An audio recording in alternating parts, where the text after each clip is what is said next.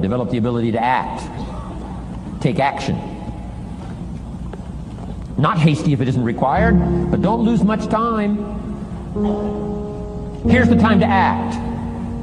When the idea is hot and the emotion is strong. That's the time to act. You say, Mr. Rohn, I'd like to have a library like yours. See, if you feel strong about that, what you got to do is get the first book and then get the second book. Before the feeling passes and before the idea gets dim, action pronto, action immediate, action as soon as possible. Because if you don't, here's what happens. We call it the law of diminishing intent. We intend to when the idea strikes us. We intend to when the emotion is high. But now if you don't translate that into action fairly soon, now the intent starts to diminish. And a month from now it's cold. A year from now, can't be found. So act. Set up a discipline when the emotions are high and the idea is strong and clear and powerful. That's the time to set up the discipline. Somebody talks about good health and you're stirred. Says, right, I need to get a book on nutrition. Get the book before the idea passes and before the emotion gets cold. Go for the book. Start the library. Start the process. Fall on the floor. Do some push-ups. Action. Got to take action. Otherwise, the wisdom is wasted. Otherwise, the emotion soon passes.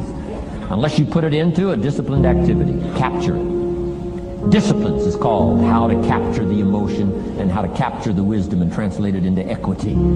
Disciplines. Now, here's what's important about disciplines. All disciplines affect each other. In fact, here's a good philosophical phrase. Everything affects everything else. Nothing stands alone. Don't be naive in saying, well, this doesn't matter. I'm telling you, everything matters. There are some things that matter more than others, but there isn't anything that doesn't matter. Okay.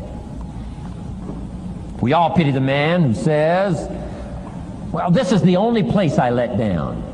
Not true. key to take home. Every letdown affects the rest of your performance. Every letdown affects the rest. This is part of the educational process on personal development. If you don't take the walk around the block, you probably won't do the apple a day. If you don't do the apple a day, you probably won't start building your library. If you don't build your library, you probably won't keep a journal, and you won't take pictures, and then you won't do this, you won't do wise things with your money, won't do wise things with your time, won't do wise things with your possibilities and relationships, and the first thing you know, 6 years of that accumulated, and we say you have messed up. So the whole key to reversing that process now is to start picking up these disciplines. Now here's the positive side. Every new discipline affects the rest of your disciplines. Every new one affects the rest. That's why action is so important. The least action, the smallest action. Take it. Because when you start accomplishing and the value starts to return from that one action, it'll inspire you to do the next one and the next one and the next one. You start walking around the block, it'll inspire you to get an apple. Get an apple, it'll inspire you to get a book. Get a book, it'll inspire you to get a journal. Get a journal, it'll inspire you to grow, develop some skills. All disciplines affect each other. Every lack affects the rest. Every new affects the rest. The key is to diminish the lack and set up the new. And you've started a whole new life process. Key. Also, one more thought on discipline. Here's the greatest value of discipline. Self-worth. Self-esteem. People are teaching self-esteem these days, but they don't connect it to disciplines. The least lack of discipline, and it starts to erode our psyche. One of the greatest temptations is to just ease up a little bit, right? The slightest lack of doing your best starts to erode the psyche. Instead of doing your best, doing just a little less than your best. Sure enough, you say, well, it's just going to affect my sales. No, it's going to affect your consciousness. It's going to affect your philosophy. Now you've begun in the slightest way to affect your own philosophy. Here's the problem with the least neglect. Neglect starts as an infection. And if you don't take care of it, it becomes a disease. And one neglect leads to another.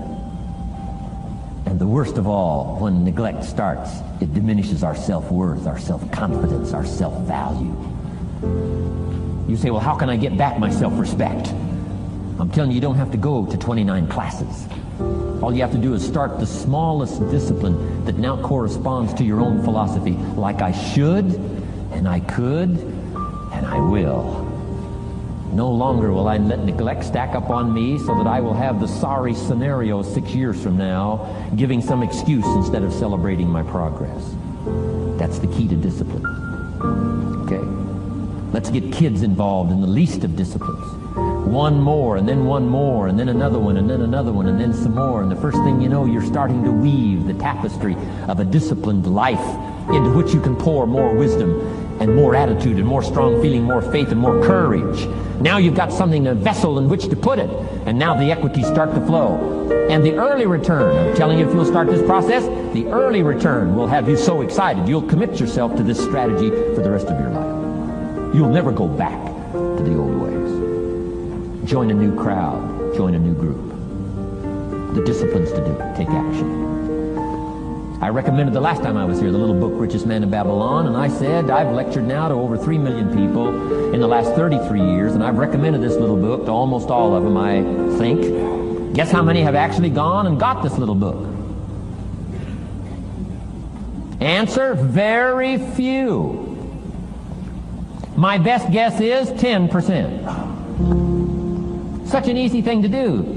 In that last seminar, right, I suggested this little book, number one, is easy to find. Number two, it's easy to buy. The most you can pay for it, $6, $7, $8. You can borrow that from your kids. And number three, it's easy to read. It's in story form. That's why I use it for teenagers, teaching them how to be rich by 40, 35 if you're extra bright, much sooner if you find a unique opportunity. But if it's easy to find and easy to buy, and if it's easy to read, why wouldn't everybody go get it? We don't know. What do you know? You don't know. I don't know. Nobody knows. Here's how profound it is. Some do and some don't. Now here's the numbers. About 10% do. 90% don't or won't. And we don't know the mystery of that. And I'm telling you, 10 years from now, those numbers will still be the same. 10% will, 90% won't. The numbers don't change. Only the faces change. You're looking at one of the faces. I used to belong to the 90% who couldn't be bothered even if it was easy. Guess how many people have a library card? Wisdom of the world available. Transform your life in any value amount you want. By the way, how much is a library card in Texas? Free. Here's what free is. Easy. I mean, it can't be any easier than free. Somebody says, well, would you bring it by? Well, no. At least you got to go get it. No.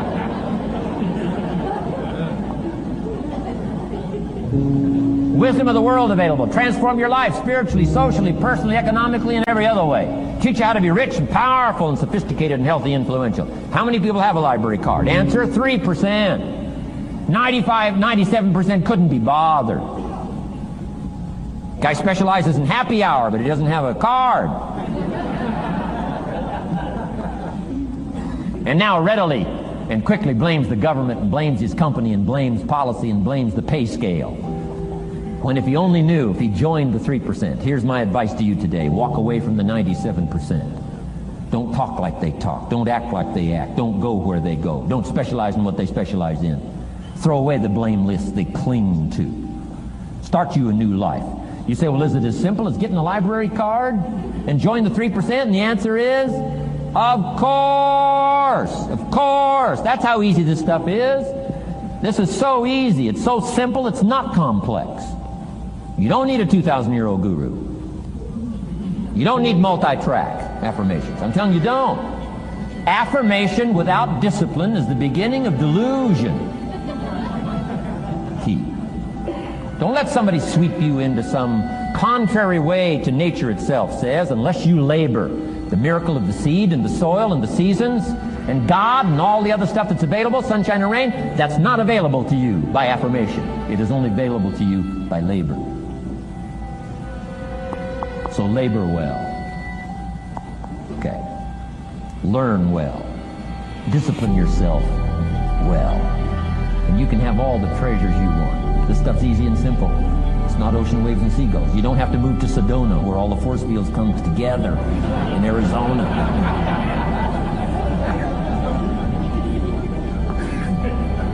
Let's teach our kids the simple ways to transform their health, number 1.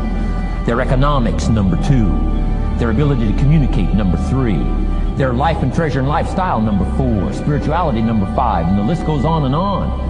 Let's not leave out any of the least of disciplines that encourage us to do the next one, to do the next one, to do the next one. First thing you know, this whole scenario for you is spinning up instead of out of control on the negative side. This is all you got to do. It's as simple as this. It's as simple as a start, committing yourself to life change. And once you start down this road, I promise you, you'll join the 10% and the 3%. We're going to talk financial independence in just a little while. Guess how many people can retire from the income of their own personal resources when it comes time to retire? Answer, 5%. In the most independent country in the world, 95% are dependent, 5% are independent. Take charge of your own retirement. I'm telling you, if you take charge of your own retirement through personal development and all these skills we've taught today, plus what's coming up, financial independence, I'm telling you, take charge of your own retirement, you can multiply it at least by 5, maybe by 10, maybe by 20, maybe by 100. Let the government take care of it, some company take care of it, you got to divide by 5. Take charge of your own life, take charge of your own day, take charge of your own conversation, take charge of your own family, take charge of your own possibilities. And learn these skills, develop this kind of strategy, and I'm telling you, life will open up for you. Join the 3%. Join the 10%. Join the 5%. Walk away from the 95%. In our Leadership Weekend we teach. Find out what poor people read and don't read it. Don't talk like they talk. Lend a helping hand, but don't fall into their poor philosophical scenario. Don't blame what they blame. Don't use the excuses they use. It's called the language of the poor. Switch gears, switch language, switch ideas, switch strategy. Start with the simplest of disciplines. And don't be mean any of these disciplines. The smallest of disciplines starts the process of life change. And if you'll invest in this thing called discipline, you can have whatever you wish. It's called the beginning of a miracle. Now here's the last clue on discipline. Do the best you can. We covered earlier, but here's a good scenario for the do the best you can. I've got a good question for you. Is the best you can do all you can do? And the answer is no. Strangely enough. If we all fell on the floor right now and did as many push-ups as we possibly could,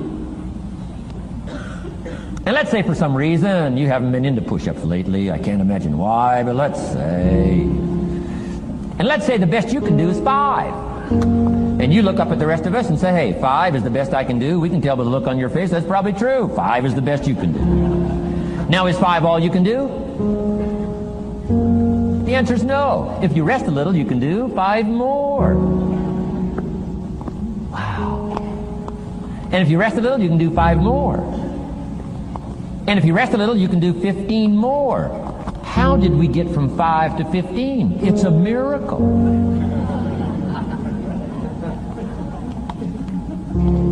And if you rest a little, you can do 15, rest a little, you can do 15, rest a little, you can do 20. How did you get from 5 to 20? It's a miracle.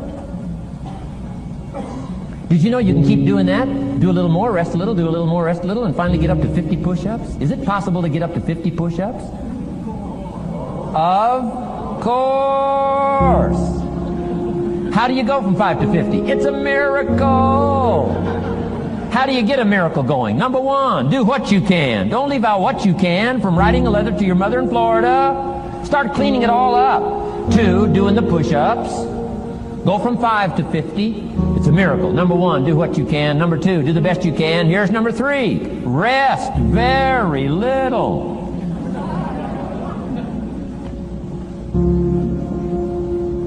Don't rest too long. Why? The weeds take the garden.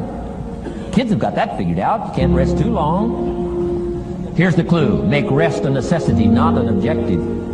The objective of life is not to rest. The objective of life is to act. Think of more disciplines. Think of more ways and means in which to use your own wisdom and your own philosophy, and use your own attitude, your own faith, your own courage, your own commitment, your own desires, your own excitement. Invest it, invest it, invest it, invest it in discipline so that it's not wasted. The smallest of discipline. Thereby transform your life. Join the 5%, join the 10%, join the 3%. Guess when I went and got this little book, Richest Man in Babylon?